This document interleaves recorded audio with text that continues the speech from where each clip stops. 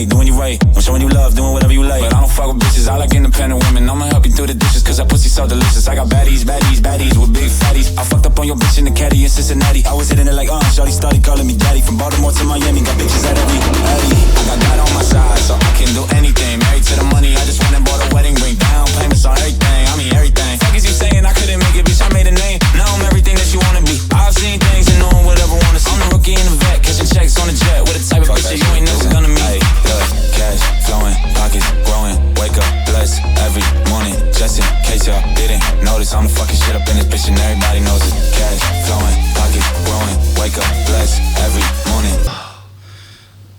Oh, what the alright, I gotta call Princess. What the hell am I gonna tell her this time? Well, that's a great way to start therapeutic couples experiment. Here goes nothing. Hi, baby. Hey, baby. What you doing? Scare me. Yeah, I did it. What do you mean you did it again? Yeah, I know. Baby, this is not cool. You said you're gonna be back by 10. I'll see you in therapy. Okay, I love you. Bye. So that's ladies and gentlemen, welcome back to Greater Lesser Evils. Even better, this is Greater Lesser Evils Presents. Now, before we start, I need to apologize for my bad behavior. Bad behavior is never a recourse for growth. However, what it has started us with is welcome to the maiden episode of Therapeutic Cine-Mating experiences. Yay! Right now you have myself, Nitro. Let me introduce to you for the first time ever live on camera, Princess. This is Princess. Nice seeing you guys. So, why did we start something like this? You're a dude. You want to hit on a hot chick, right? What do you do for the first date? It's the movies. Think about it for a second. That's the first place that we take our dates to, right? Couples that go to the movies, that statistically have been proven, 50% of couples that don't discuss the movie afterwards end in divorce. And we don't want to go back on the market, whether it be her, me, you, everyone watching here in GLE Nation. You don't want to go back in the market and spend all that money dating again, because that's expensive. Let's not talk about the dinner and then the movies. I mean, just throw that money up. So anyway, I'm digressing. The first movie, and I think it's perfect for what you guys already seen, was Hangover. Now, one of the key features with this is before she met me, she wasn't a movie buff, and more she's getting into the movies. And how would you relate kind of our relationship based on that?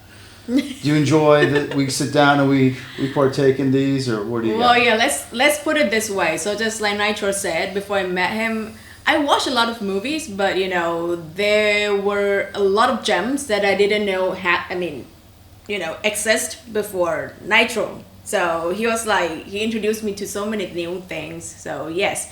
So when we watched things together, we just happened to, talked about the characters, about what they do there, and then asked each other questions. Yeah. And it's worked so far. So we want to bring that same level here. So in theme to what you just watched, the first movie we're going to do on this is the Hangover series. It's perfect. Bad boy behavior that ends up in some positives. Okay. Don't get me wrong. So, and it's a bold choice given, but it kind of fits my life anyway.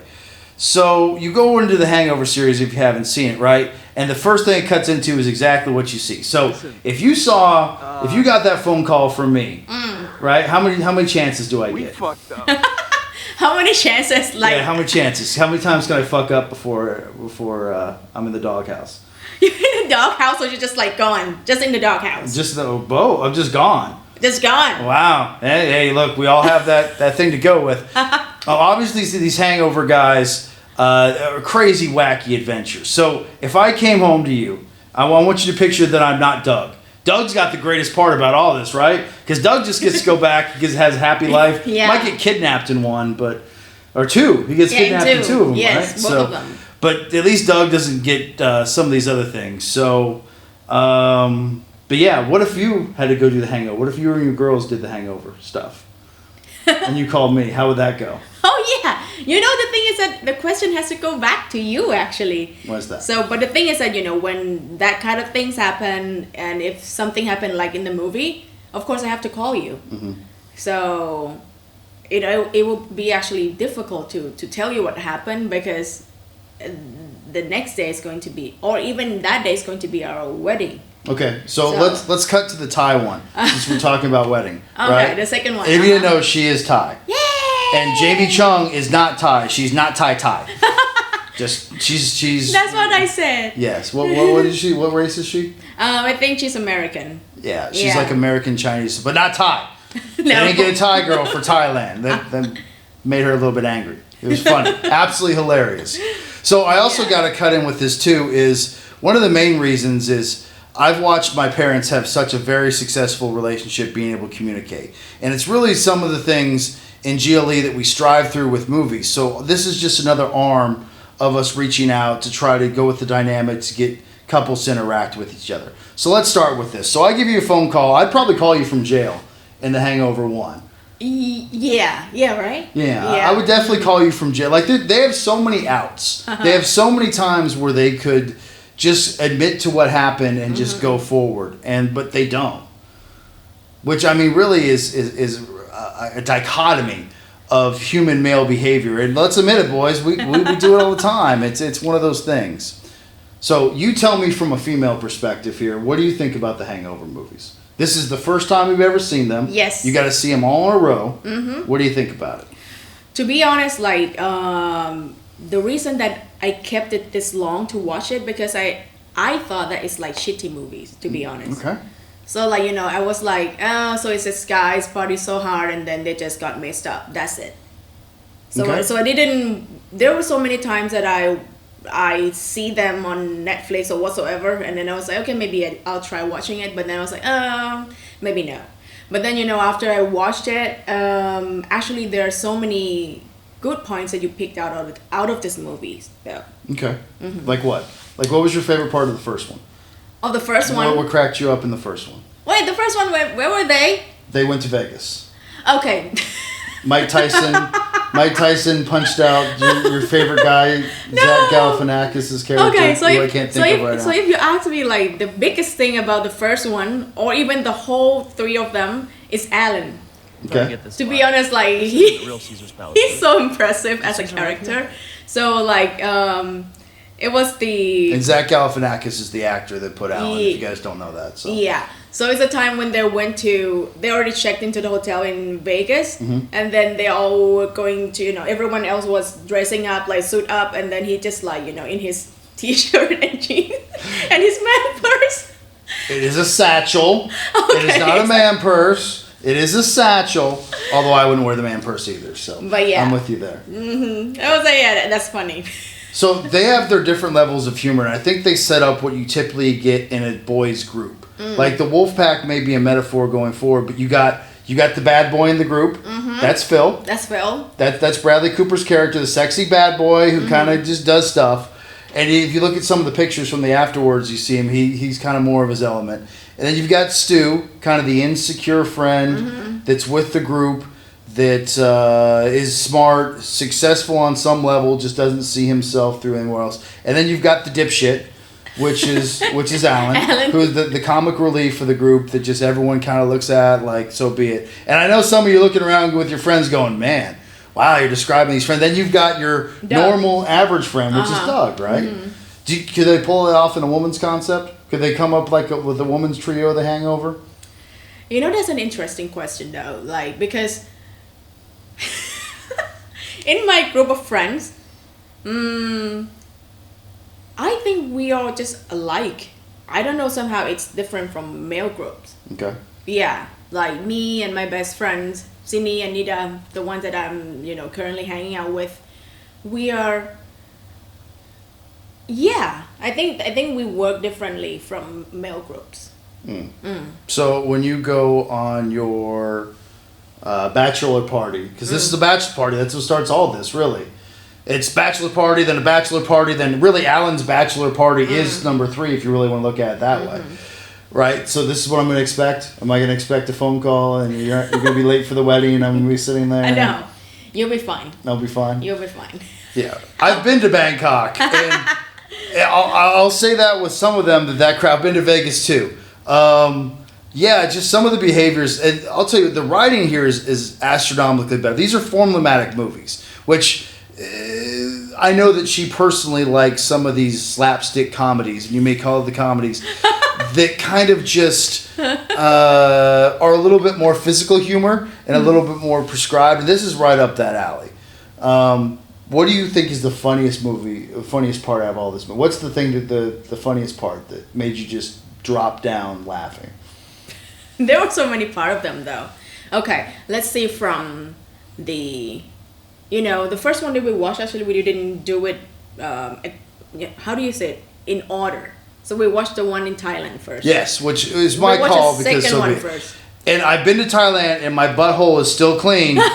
My butthole is still clean. I still have a virgin butthole. Thank you. Yes. That's information. Virgin butthole. Just get it out there for everyone out there, virgin butthole. But keep going. Okay. So actually the one in Thailand is the monkey thing, Yeah, the monkey was cute. I live from cute, fluffy little things. I am aware of that. Yeah. And they will see that. That's on the screen. They'll see Grogu and Gremlin and all those things that pop up there. Yes, and Appa. Yes, of course. Yeah, so it's a monkey thing, again, it's back to Alan because he seems to be the person who can connect with this kind of thing. Like the baby in Vegas, and then... Oh, that was perfect. Yeah. I'm not hiring Alan to be our babysitter, though. If we ever have a child. That ain't going to happen. And then, yeah. No little Carlos. So, no little Carlos. So, back to this monkey. Yeah, I think the monkey is the funniest part because, without people knowing, he kept the important thing in his pocket. So, yeah, I think that cracked me up. Yeah, and I guess the other part is the element where they put... the Asian guy, Mr. Chow. Mr. Right? Chow. Before he came into this, he was a dentist. Yeah, he was a dentist in real life. In real life? Yeah, and then this is his first breakout actor gig. And I will applaud to him that he was able to go nude in some of these scenes, and they definitely make fun of his penis. And so be it, and it's well tastefully done, so it's not like bad penis making fun of.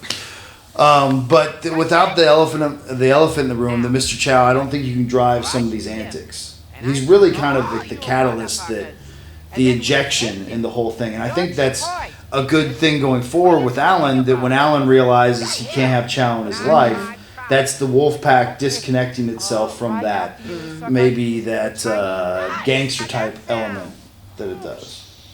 So metaphorically, the hangover kind of wraps itself up like every relationship. Yeah, but I like how it ends though. Like the way that they put the ending into, it was perfect to me. So maybe some people say the third one is the worst one, but I did. It's some people. So but the thing is that of course it's good compared to other two, but I think every day because at the end of the day, Alan realized that he has to come back to reality, and he decided to be a better person for his wife.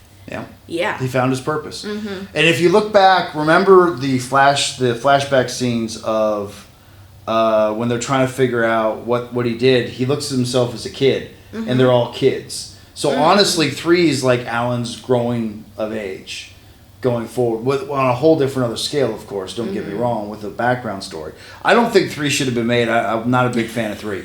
What's your favorite out of all 3 of them? Of course. You want to tell them which one is my favorite? No, I want you to tell them which one your favorite is. It's the second one. Why?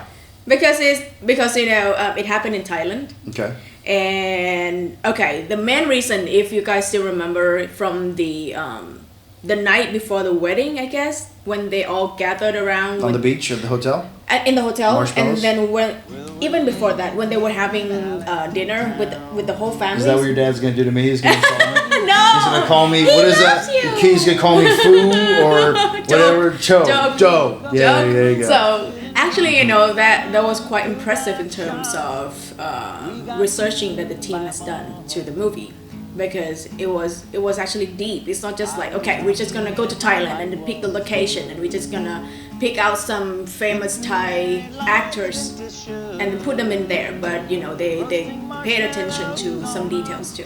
So okay, yeah, that makes sense. I like that. So there are plenty of other couples right now watching this all over YouTube. Please like and subscribe. Love all the love you guys are sending us across the board. What would you tell anyone, male or female, who hasn't watched this one way or the other? This is the first time watching it with their significant other. What would you tell them? What would you pass on to them to maybe help them along to watch these movies? Maybe they're doing the same thing you did, or something along those lines. Oh yeah, so what I would say is that Nitro here, he helps me opening my mind a lot. Like, okay, let's say this movie, if I was alone, I wouldn't pick it up, I wouldn't watch it at all.